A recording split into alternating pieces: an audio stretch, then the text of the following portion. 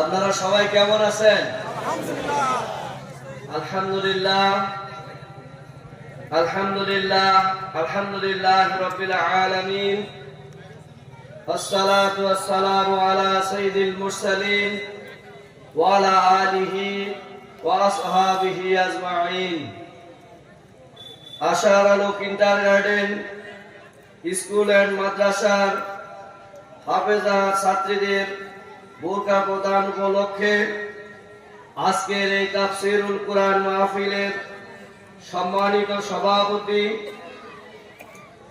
আমাদের মাঝে প্রধান বক্তা হিসেবে উপস্থিত আছেন হযরত কারি মাওলানা রমজান আলী সাহেব, অন্যান্য বক্তাগণ, পত্র এলাকার সম্মানিত শ্রদ্ধেয় মুরব্বিয়ানে কেরাম, যুবক ভাইরা, ব্যবসায়ী ভাইরা, পর্দার আড়ালে মা ও বোনেরা, আমি আপনাদেরকে আবারও সালাম জানাচ্ছি।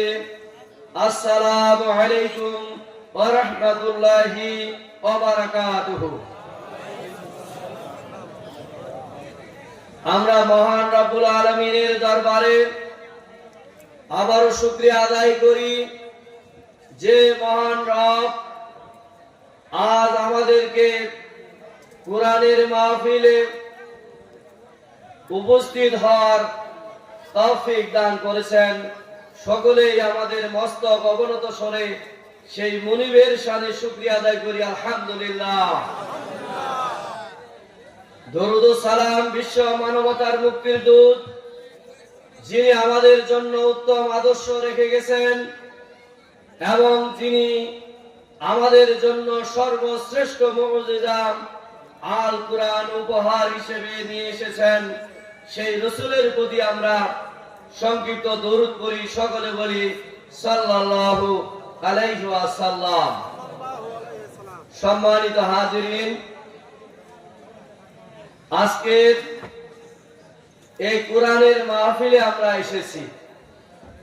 এই মাহফিলে কিন্তু আমরা দুঃখজনক হলেও এই কথাটা সত্য যে প্যান্ডেলের ভিতরে যত লোক, বাইরে তার চেয়ে বেশি লোক, কেনাকাটায় ব্যস্ত বেশি লোক।